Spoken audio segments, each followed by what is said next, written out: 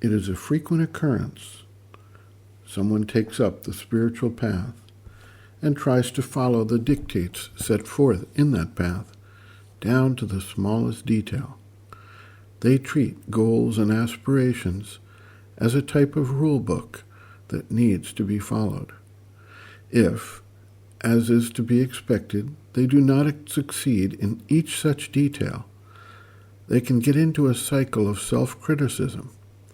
In some cases, this simply breeds an obsessive state of mind and an emotional reaction. But in others, it can actually lead them to take up acts of violence against themselves in the form of various sorts of self-inflicted corporal punishments.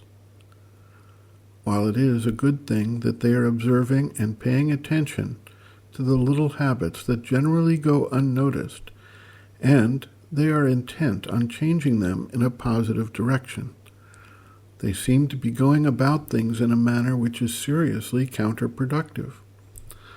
First, this obsessive focus implies that there is intense concentration on the external nature instead of a shift of the focus to the divine. Second, the methods employed do not actually tend to control these behaviors over the long term. Rather, they suppress the energy they are trying to control, which actually can increase their power, similar to the way that compressing a spring stores enormous energy that eventually gets released in a more intense manner. Third, the mind and the vital tend to be disturbed and lose the sense of peace and serenity that are actually the basis for opening up the receptivity of the being to the higher forces. If the seeker can develop peace and undertake to observe and not become fixated on micromanaging the habits of the nature, but simply not get caught up in them, the power of the forces that need to be adjusted or changed will actually diminish over time with patience and perseverance in the method. The secret is not to let these habits disturb, while simultaneously not providing them any sanction from the mind, vital, or physical being. The mother adds additional insight about the actual lack of central importance these external circumstances, events, or habits have in the spiritual path. The basis is peace. The path is peace.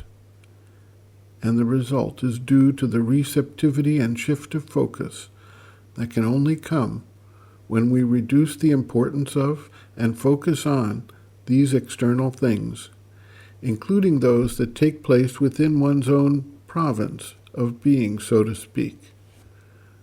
The mother notes, quote, "This morning, as I was glancing over the month that is beginning and wondering how I could serve thee better, I heard the small voice within like a murmur in the silence, and this is what it said to me. See how very little all outer circumstances matter. Why strive and strain so to realize thy own conception of truth? Be more supple, more trusting. The only duty is not to let oneself be troubled by anything. To torment oneself about doing the right thing causes as much harm as a bad will. Only in a calm as of deep waters can be found the possibility of true service." And this reply was so luminous and pure, it carried within itself such a striking reality, that the state it described was communicated without any difficulty. It seemed to me I was floating in the calm of deep waters. I understood. I saw clearly what the best attitude would be. And now I have only to ask thee, O Sublime Master, my supreme teacher, to give me the strength and clear-sightedness I need to remain constantly in this state. Do not torment thyself, child. Silence, peace, peace. End quote. Reference, Sri Aurobindo and the Mother, Looking from Within, Chapter 1, Looking at Life and Circumstances, page 31.